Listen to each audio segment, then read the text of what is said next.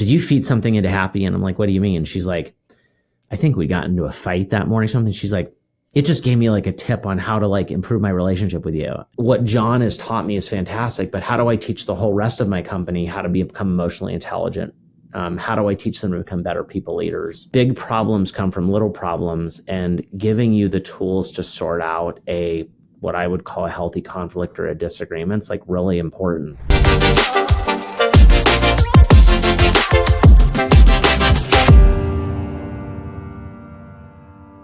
James, thanks for coming on the podcast. It's good to see you. Hey, good to see you, Brandon. I'm excited. I'm excited too. For listeners, we literally just talked for 40 minutes before the podcast started. We should have been recording the whole time, but we're going to dive in. We've got a lot to talk about. It's like perfect timing because like I'm talking about AI with my coworkers, my friends.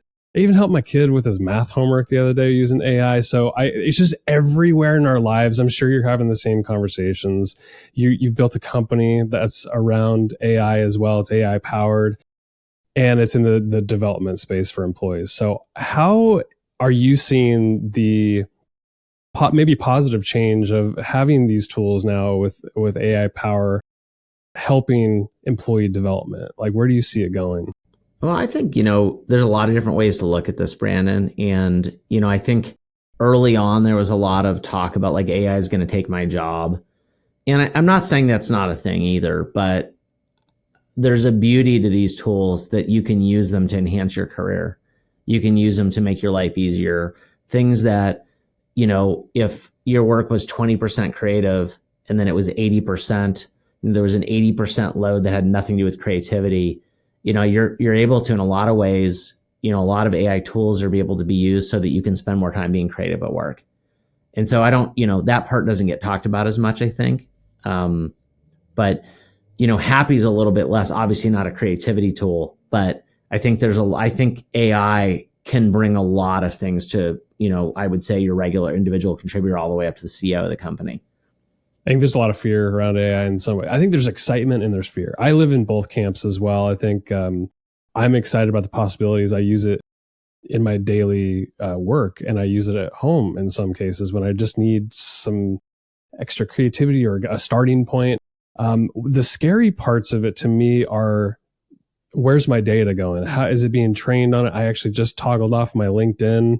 They hid in a little thing that says, it's by default turned on to train on your data unless you turn it off. So I think people are a little anxious about how invasive it can be into their personal data in this space when it's coming to like effectively coaching you, your skills, your capabilities inside work, plugged into a lot of these tools. Maybe talk about how that works and share why we shouldn't be fearful about it, perhaps. Let me start with just a quick overview of just kind of what Happy does. And so really the underlying technology provides personalized coaching to all the employees in an organization. And so when I say personalized, that means that it comes through Microsoft Teams, Slack, email, Zoom, the tools you use every day become coaching tools where you can get insights on your coworkers, you can get insights on your manager can get insights and coaching on the employees that they manage. And so that's kind of the underlying concept behind Happy, is that we're providing these coaching tools in the flow of work. And so, I'll get to the AI part in a sec because that's an important part. But I like talking about like, what does it get you over what you had before? And I think the main thing is, it's the democratization of coaching is really what it comes down to, which is, in most organizations, and I know you were telling me, before we started the podcast that you guys have about 100 employees in your company. Well, in most organizations, like it's only the leadership team maybe that would get access to a human coach. And we think human coaching is great. But they're not the only ones that want to get coaching, right? It's not just the leadership team should get coaching. There are a lot of employees inside the organization that want more coaching, and the managers don't have time to do the coaching. And that's actually what Gallup's data says. And so the problem we're solving is just really being able to bring more coaching that's more accessible to people. And so whether at scale, and then it's doing it, at scale. And so what ends up happening is, and I think this is the scary part, is you start wondering like, oh my gosh, like even my wife, So my wife started working at our company. And at one point, my wife, Melissa, she's like, did you feed something into Happy? And I'm like, what do you mean? She's like, I think we got into a fight that morning or something. She's like, it just gave me like a tip on how to like improve my relationship with you. And I'm like, amazing. Yeah, I'm like, shh. But no, like, she started getting worried, like, is Happy in my oatmeal, like got a little like, camera, like, but no, I mean, it's a good question. I think, you've got to really pay some attention to how you're handling people's data. And so Happy, treats people's data with a lot of respect. And so, we're not reading your Slack messages. We're not reading your emails. The thing Happy is most interested in is understanding who you're interacting with and the type of coaching you're accessing. So we're kind of down in the weeds, but I think, employees have a valid reason to like ask questions about what's being monitored. In Happy's case, we want to have a very transparent relationship with all of our companies and the people that use Happy. And so believe it or not, we don't need to read your messages to understand you. Happy's got a behavioral assessment based on DISC. So when you first log into Happy, you spend about 5 minutes answering some questions. And then from them, we are looking at how you're using the platform, the type of coaching you're accessing, and we can kind of learn from that, enough other behavioral cues to be able to render coaching to you. Big fan of DISC. I think I already told you that. Our organization also big fan of DISC. And what I told you before we started recording, which I'll share with listeners as well, is like DISC is great. Any assessment is great. It's good for self-awareness. It's awesome when you can bring your team together and say, like, what are you? What am I? How do we can interact? But often in our daily interactions that are after that assessment takes place or after that team training, we're not effectively bringing that to every conversation. So I think how does maybe explain how Happy takes that model and uses it into everyday interactions? How does it work? Yeah, sure. I mean, the thing is that, people have been taking personality tests, since the 1960s. And, personality assessments are kind of like a religion, right? If you like Myers-Briggs or if you like DISC, or there's like so many different assessments out there, right? And it's like the truth is that, most assessments are 40-page PDFs and you read them and it's like useful. You get that kind of goat on the mountaintop moment where like, it's like, oh my gosh, like, this is really interesting. But then to your point, it's like, how do you actually apply that? And like, how do you apply it with your real coworkers or your boss or your CEO or your head of marketing? And like, how do you use that with Susie in accounting? Like, I have a little joke. There is no actually Susie in accounting. Well, I mean, Brandon, there's a Susie in accounting somewhere. She's probably really pissed because I've been talking about her a lot.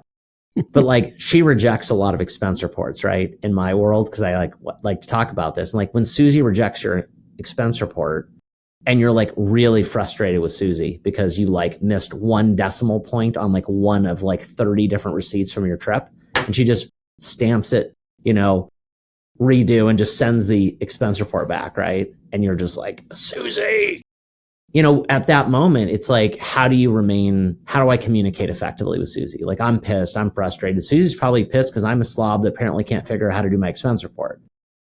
But that's the kind of thing that Happy, how we bring an assessment to life, is it just, instead of becoming this kind of abstract thing that is kind of cool and curious, but like it actually helps you with your actual real life at work, with the actual people you work with. And like, that's really valuable, right? It's not just like, I'm a purple dinosaur and you're a Cordy and I'm a, yellow dragon, with pink hooves. Like, it's like, okay. Much deeper than that.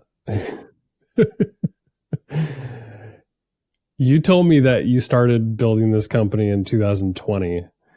What was the why behind it at the time? And maybe something to do with the pandemic and the fact that most companies went remote.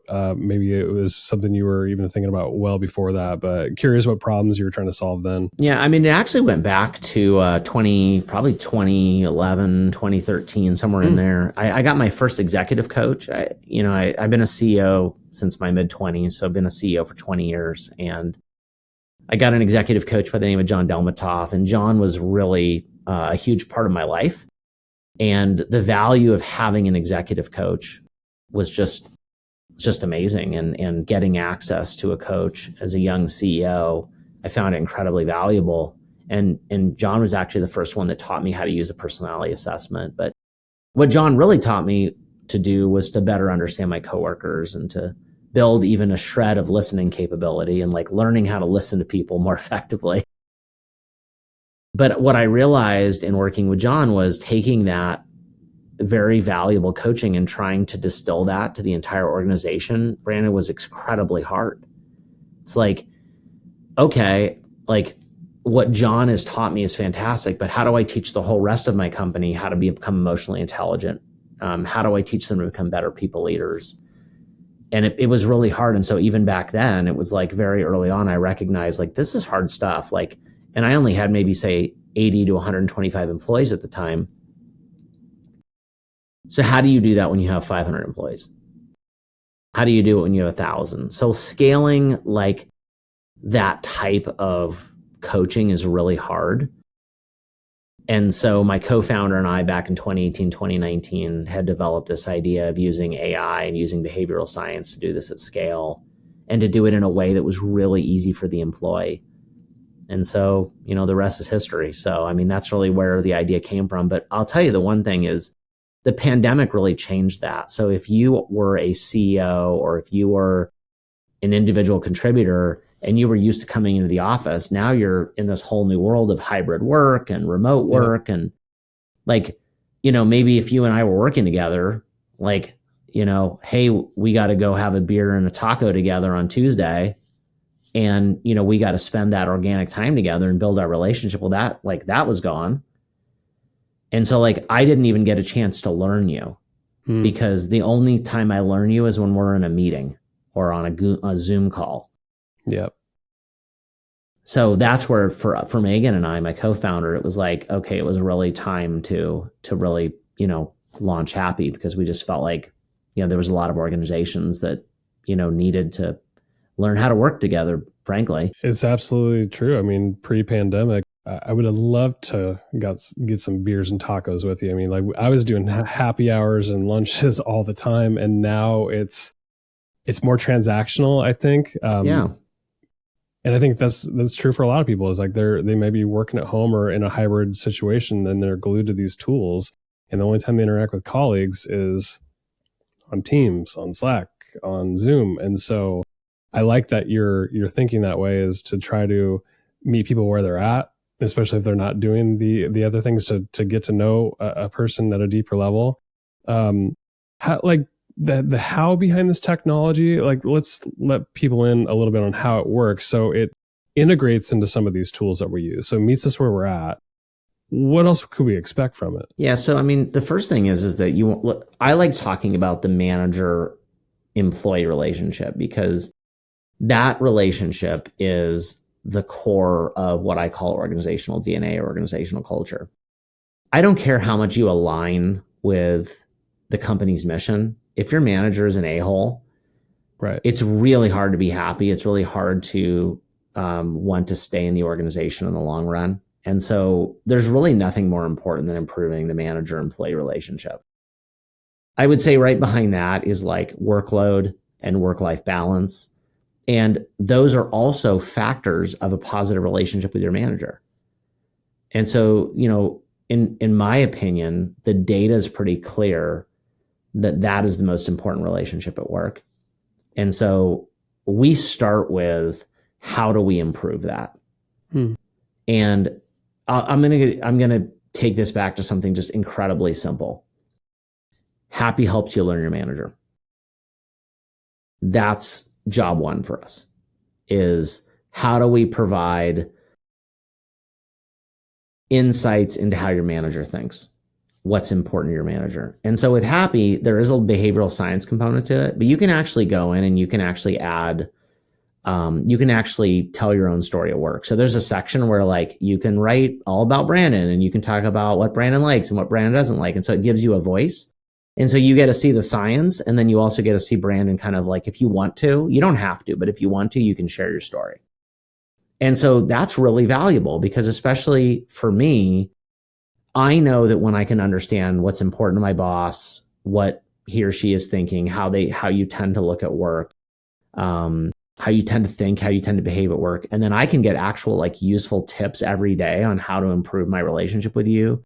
And I know that my boss is also getting some like insights on me, and it's doing this. And I can look at my coworkers. And if let's say, Brandon, I've never met with you before and I'm working at your company and I've got to go into my first meeting with you, I'm going to be like pretty nervous about that. Yeah, absolutely. So, I mean, really that's the underlying concept behind Happy is like, what can we give to the employee to get them so that they can get to know you a little bit and they can understand how you might run a meeting or what's important to you in a meeting setting or doing an employee review or resolving, pitching an idea. So these are all things that Happy kind of helps with every day. I think most companies struggle with the onboarding experience. And I imagine a tool like this would be really effective at ramping up people when they're newly hired, trying to get to know people, fit into the mold. I'm sure with the first 90 days are a very different experience with having a tool like this at their disposal. Do you have any examples of that or any stories that of people who are new hires? And I would love to hear it. I mean, you could put on, like, for example, from your college days, you could put your keg stand videos up in your About Us section if you wanted to. Yeah. Okay. Just saying, just throwing that out as an idea. No, I mean, it depends on, I would say, organizations use Happy differently. And so, some of our clients are integrating it in the onboarding process very early on. Some of them have a, pretty advanced onboarding process. And so I think part of it just depends on how you want to use a tool like this as part of your daily life. We are continuing to build the capabilities of Happy out every week or two. We're releasing new features. And so, we're anticipating, we want to be part of the entire employee experience. And so we think that from onboarding to even exit interviews, I mean, really being able to, help you understand how to work better with your coworkers, how to communicate more effectively. People's frustration, if you actually look at the data, the number one reason people report frustration with their managers, they say, my manager doesn't understand me.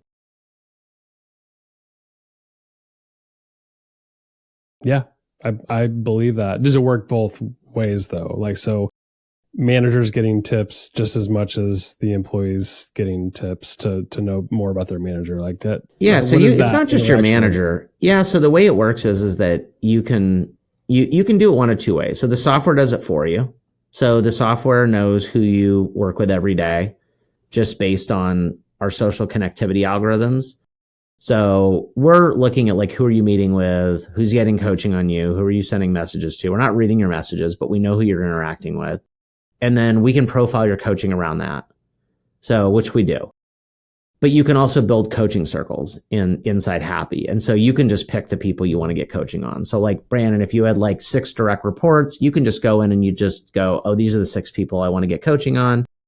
And then maybe you pick like your boss, maybe you pick 2 other senior managers and the CEO because your role, like you interact with those people every day. So what we tell people is put 10 people in your coaching circle that like pretty important that you work with.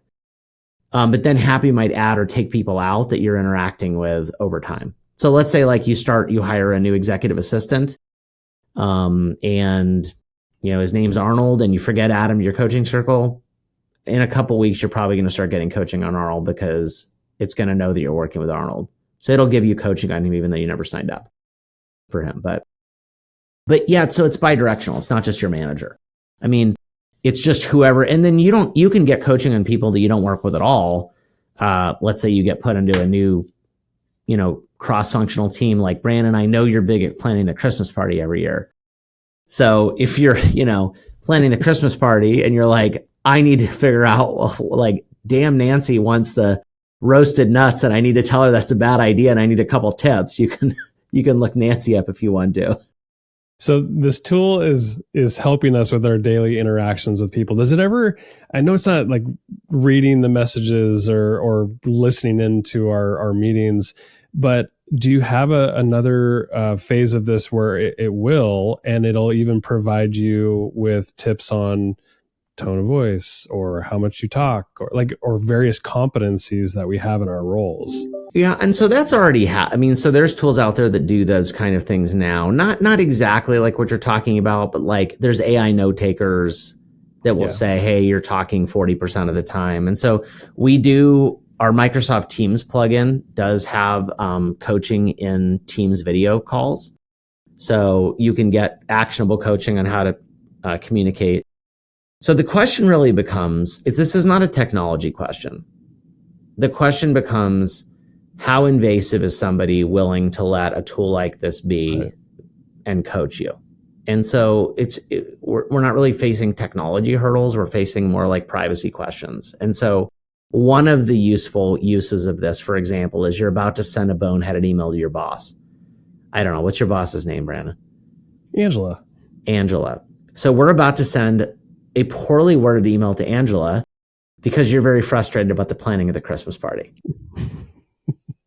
And, we all wish that at some point somebody on our shoulder said, "Hey, Brandon, probably shouldn't hit send on that email because, you used the word, you used aggressive language in the email," right? And so it's like, this wizard on your shoulder. And so, look, that's technology that,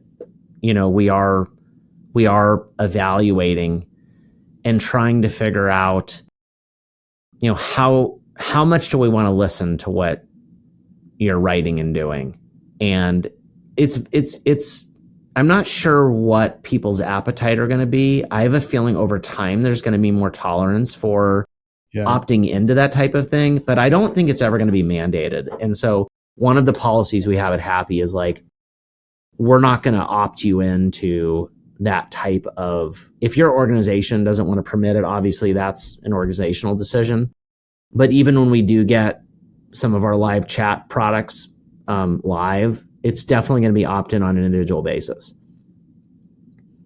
And I'm going to really wonder about, like I said, I want to start I hope that you guys start using Happy, and then I'm going to monitor your company Christmas party, Teams See channel. how much conflict is involved in the planning of the party. It's the little mini pizza bites versus the mini steak tacos, like the fierce debate there. We're ruffling feathers over that. Those small interactions do matter. I've always said that. It's like these tiny little interactions, they snowball. And I know we're like tongue in cheek on this, but it is true. Like these interactions that we have with our colleagues and coworkers, whether it's a manager-employee relationship or in a group setting, planning the Christmas party, those have a ripple effect downstream. And I imagine that you looked at it hard and decided to build a tool that focuses on those interactions, because it probably downstream has a big effect on the culture and how you get things done. Maybe just talk to me a little bit about that, just the overall transformation you're aiming for in some of these companies using this tool. Yeah, no, I mean, you're not wrong. All those things you identified, that's spot on. I mean, I think in terms of improving organizational culture, I think it would start with communication, collaboration. Probably a big one is conflict resolution. Hopefully not because of the company Christmas party, but you never know. But healthy conflict's important. Like the ability to have healthy conflict and how you navigate conflict, like that's a real thing. And I think sometimes, people want to avoid conflict, but instead of promoting a healthy organizational culture where conflict with your manager or with the decision maker, that's probably quite healthy. And so that's one of the things I'm proud to say I think Happy does a really good job of, is helps provide some perspective. You don't usually go to HR and say something about like this: "Wow, I'm having some light conflict with my manager and we're having a disagreement." Because people don't go to HR for those type of things. They go to HR when there's like a real problem. Yeah. But to your point, big problems come from little problems, and giving you the tools to sort out what I would call a healthy conflict or a disagreement is like really important. I wish I could tell you how many thousands of positive comments we've gotten over the last few months from regular individual contributors when we're doing our training sessions that said like, "I just need someone to help me like work with X person." they don't want to go to HR because it's not like, Right. this isn't like a burning fire. It's Yeah. just like they're struggling to work with somebody. And and the organization hasn't given them anybody to talk to. So it's like they either don't talk to anybody or they talk to their peer, which isn't great either because the peer is like doesn't it's have gossip at that point. When you start talking about other people behind their back, it's not they're not processing a situation. They're probably spreading more harm than good. And to your point, though, like especially when a contributor level employee who's maybe having a disagreement with a colleague or a light conflict, having a tool like this, because my company's not necessarily providing me like some sort of a coach, that's expensive and you can't do it at scale. But a tool like this would allow you to lean into a conversation where otherwise you might not, because you've never processed it with somebody, or you never got suggestions that might be tailored to that person. Yeah, no, that's exactly right. I mean, that's the thing is, I think what we're trying to do, right, is like, if you want to transform your workplace, like a big part of that is like, what do I do as an organizational leader to create these kind of conversations? Well, I think it just starts with this kind of very flawed assumption, which is, young managers, or maybe not the word young, but a new manager somehow knows how to manage people. I mean, most managers don't get any real training on how to manage people. Absolutely. Yeah. And so, you have a workforce typically that has a lot of managers that themselves are looking for training on how to work with their people. And so you just, people want coaching. They just don't have their bosses don't have the bandwidth to coach them. So it's kind of like this organizational challenge that's existing where, everybody wants some help on sorting through their work relationships, but they don't have the time to get it or to give it. Yeah. Could you see this? I don't know if you think this tool as it sits today could replace 360 reviews that many organizations do. Those are often subjective and not helpful, in my opinion. Could a tool like this eventually solve for the bias and subjectivity in performance reviews and 360 reviews? It's an interesting question. I mean, there's so much research coming out right now about the failure of reviews to actually provide actionable behavior change. And I was reading an article the other day, and it literally said, "Is no review better than bad reviews?" I often think that myself. I don't know. Yeah, it's like I don't. I like think about that for a little bit. I don't know. At the end of the day, I think I almost want to flip this around.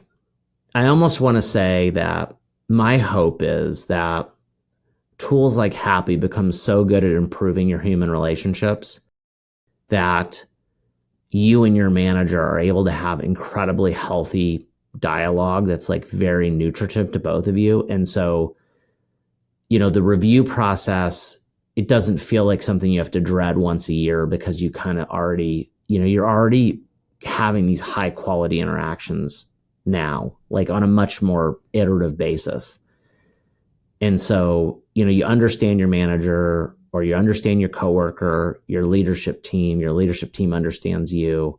And so we're just living at a point where we just are able to be just more honest and open with each other just on a regular basis. And so I don't know that anything is ever going to replace the value of just maybe that kind of very high quality transparency, because in my opinion, it's like, I want my boss to see me for who I am and to understand what motivates me.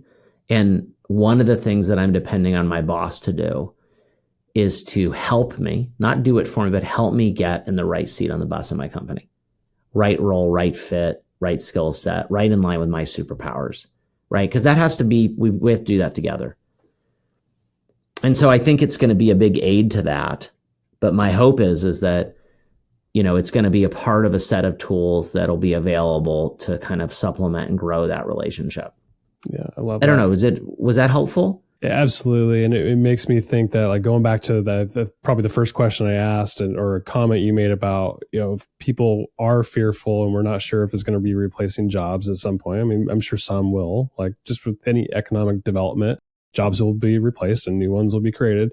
But with a tool like this, you're really leaning into the human interaction. You're using this as a tool to help people get deeper in the relationships, to get things done. And that seems very different than some of the other tools that are looking to automate and replace. It really feels different than some of the other things that I've run across in the AI space. Yeah, no, I appreciate that. I mean, I think we have a lot of questions that are going to be resolved in the next 5 or 10 years about what is AI's role in the future of work. And I use AI to help me every day. I kind of reference help me be more creative, help me be more efficient. I think I see my kids more because I have AI, really. And, those are important things, right? And I think nothing is going to replace the value of the human relationship.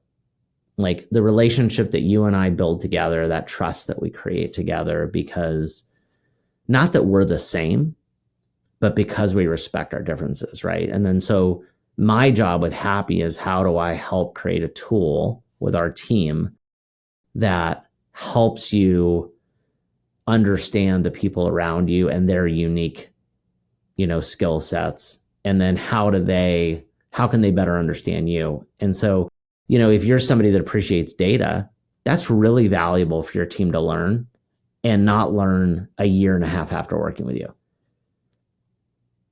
So if you're one of those people that like really appreciates analysis and data, like we need to coach your team on that. That's how you look at the world, right? You're not being a pain in the ass asking for statistics or data. Like that's the lens that you look through the world.